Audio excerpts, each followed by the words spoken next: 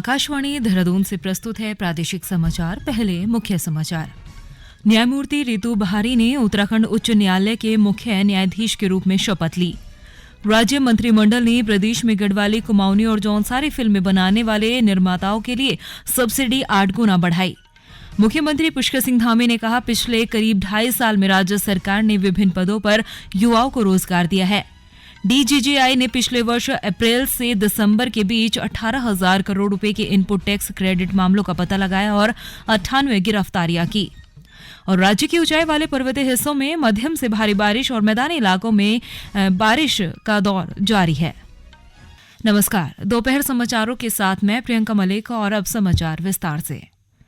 न्यायमूर्ति रितु बहारी ने आज उत्तराखंड उच्च न्यायालय के मुख्य न्यायाधीश के रूप में शपथ ली है। राज्यपाल लेफ्टिनेंट जनरल गुरमीत सिंह ने उन्हें शपथ दिलाई। इसके साथ ही न्यायमूर्ति रितु बहारी उत्तराखंड उच्च न्यायालय की पहली महिला मुख्य न्यायाधीश बन गई है। न्यायमूर्ति रितु बहारी ने इससे पहले पंजाब और हरियाणा उच्च न्यायालय की वरिष्ठ न्यायाधीश की जिम्मेदारी संभाली है। गौरतलब है कि न्यायाधीश विपिन सांघी 26 अक्टूबर को उत्तराखंड उच्च न्यायालय के मुख्य न्यायाधीश पद से सेवानिवृत्त हो गए थे, जिसके बाद वरिष्ठ न्यायाधीश मनोज कुमार तिवारी को उच्च न्यायालय का कार्यवाहक मुख्य न्यायाधीश बनाया गया था। उत्तराखंड को फिल्म डेस्टिनेशन बनाने और यहां के प्राकृतिक सौंदर्य को पूरे विश्व तक पहुंचाने के लिए प्रदेश सरकार लगातार प्रयास कर रही है। इसी क्रम में राज्य मंत्रिमंडल ने प्रदेश में गढ़वाली, कुमाऊनी और जौनसारी फिल्में बनाने वाले फिल्म निर्माताओं के लिए सब्सिडी 8 गुना बढ़ा दी है। साथ ही 8वीं अनुसूची में शामिल 22 भाषाओं में से किसी एक भाषा में राज्य में फिल्म की शूटिंग करने वालों के लिए सब्सिडी 1.5 करोड़ रुपए से बढ़ाकर 3 करोड़ रुपए कर दी गई है। मुख्यमंत्री पुष्कर सिंह धामी की अध्यक्षता में आयोजित मंत्रिमंडल बैठक में यह फैसला लिया गया। कैबिनेट ने प्रदेश में बस, टैक्सी और मैक्स जैसे व्यावसायिक वाहनों का टैक्स 10% बढ़ाने का भी फैसला लिया है।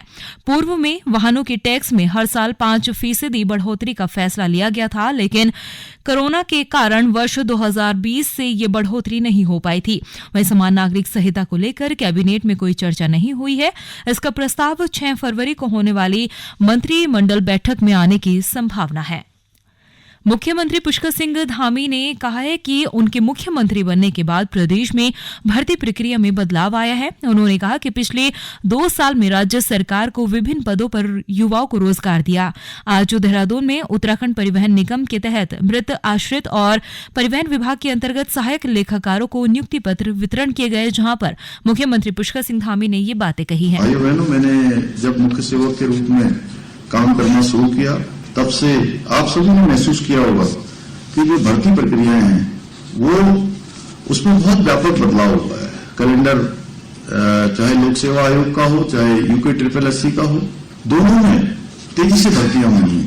और इन 2 सालों में, 2.5 सालों में हम देखेंगे तो पिछले कई सालों में जितनी भर्तियां नहीं हो पाई, वो भर्तियां इन 2-2.5 सालों में हुई।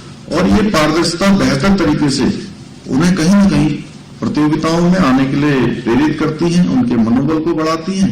इसके लिए हम हमारी सरकार इस दिशा में काम कर रही है। केंद्रीय स्वास्थ्य मंत्री डॉक्टर मनसुख मंडाविया ने एम्स ऋषिकेश के स्कूल ऑफ पब्लिक हेल्थ और ट्रॉमा ICU स्वास्थ्य सुविधाओं से जुड़ी योजना का वर्चुअली माध्यम से लोकार्पण किया। इस दौरान उन्होंने देश के विभिन्न 7 एम्स संस्थाओं में स्वास्थ्य योजना और स्वास्थ्य सुविधाओं का शिलान्यास और लोकार्पण भी किया। इस अवसर पर डॉक्टर मंडाविया ने कहा कि आम लोगों को बेहतर स्वास्थ्य सुविधाएं उपलब्ध करवाना केंद्र सरकार की प्राथमिकता है और सरकार स्वास्थ्य सुविधाओं को विकसित करने के लिए सतत रूप से प्रयासरत है। गौरतलब है कि स्कूल ऑफ पब्लिक हेल्थ में मास्टर ऑफ पब्लिक हेल्थ पाठ्यक्रम की सुविधा है।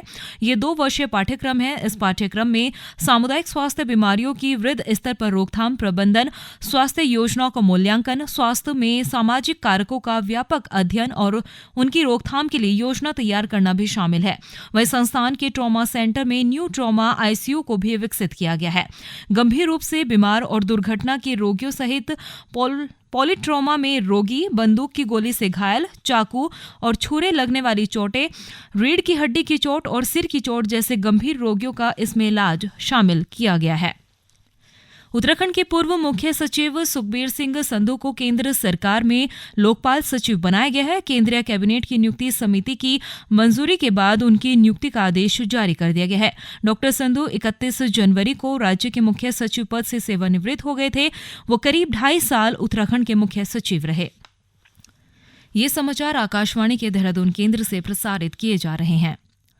वस्तु और सेवा कर सूचना महानिदेशालय ने दिसंबर 2023 तक 1700 फर्जी इनपुट टैक्स क्रेडिट मामलों का पता लगाया है। 18,000 करोड़ रुपए से जुड़े इस मामले में धोखाधड़ी करने और योजना बनाने के लिए 98 लोगों की गिरफ्तारी हो चुकी है।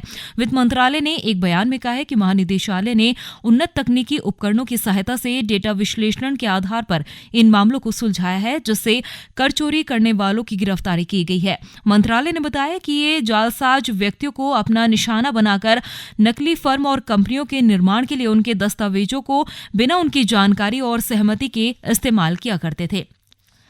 कल से शुरू हो रहे विधानसभा सत्र की तैयारियां पूरी हो चुकी है। विधानसभा अध्यक्ष ऋतु खंडूरी भूषण ने आज कार्य मंत्रणा समिति की बैठक बुलाई है। श्रीमती खंडूरी विधायक मंडल दल के नेताओं के साथ बैठक करेंगी। इस बैठक में सभी दलों के नेताओं से सदन की कार्यवाही शांतिपूर्ण और सौहार्दपूर्ण ढंग से संचालित करने के लिए सहयोग की अपील करेंगी।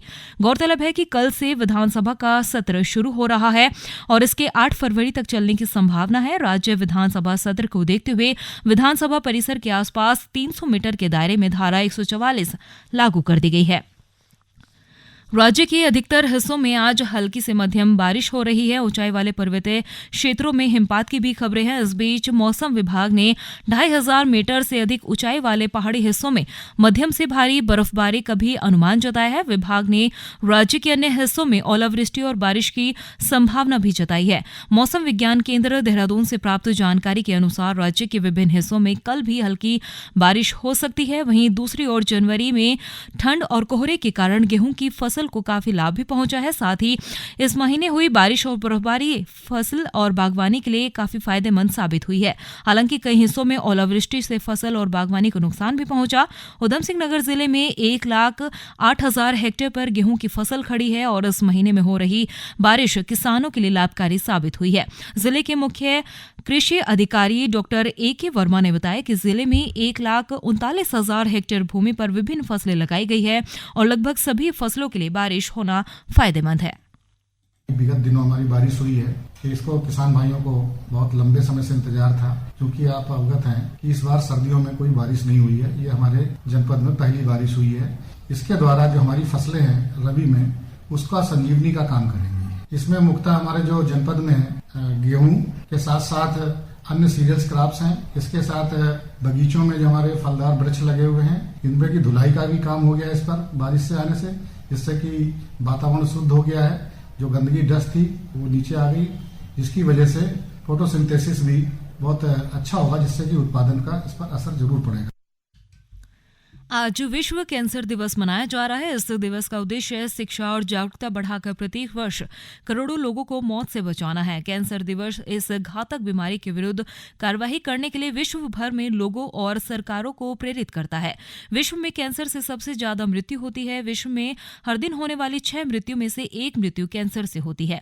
विश्व भर में कैंसर के नए मामलों की अनुमानित संख्या 200 करोड़ है। 2022 में कैंसर से 9 करोड़ 70 लाख मृत्यु हुई थी। विश्व स्वास्थ्य संगठन के अनुसार 2050 तक कैंसर के मामलों में लगभग 77% वृद्धि हो सकती है। आकाशवाणी से बातचीत में एम्स दिल्ली के प्रसूति एवं स्त्री रोग विभाग की पूर्व प्रमुख डॉक्टर नीरजा भाटिया ने ब्रेस्ट और सर्वाइकल कैंसर का तुरंत पता लगाने के लिए नियमित जांच कराने की आवश्यकता की बात कही है। उन्होंने बताया कि कैंसर के 50% से अधिक मामलों को रोका जा सकता है। तंबाकू और शराब के सेवन से दूरी और स्वस्थ जीवन शैली तथा समय पर टीकाकरण कैंसर से बचने के लिए अत्यधिक प्रभावशाली उपाय में शामिल है। और अंत में मुख्य समाचार एक बार फिर। न्यायमूर्ति रितु बहारी ने उत्तराखंड उच्च न्यायालय के मुख्य न्यायाधीश के रूप में शपथ ली। राज्य मंत्रिमंडल ने प्रदेश में गढ़वाली, कुमाऊनी और जौनसारी फिल्में बनाने वाले निर्माताओं के लिए सब्सिडी 8 गुना बढ़ा दी है। मुख्यमंत्री पुष्कर सिंह धामी ने कहा, पिछले वर्ष करीब 2.5 साल में राज्य सरकार ने विभिन्न पदों पर युवाओं को रोजगार दिया है। DGGI ने पिछले वर्ष अप्रैल में दिसंबर के बीच 18,000 करोड़ रुपए के इनपुट टैक्स क्रेडिट मामलों का पता लगाया और 98 गिरफ्तारियां की। और राज्य के ऊंचाई वाले पर्वतीय हिस्सों में बर्फबारी और मैदानी इलाकों में बारिश की संभावना है। इसके साथ ही प्रादेशिक समाचार का बुलेटिन समाप्त हुआ। नमस्कार।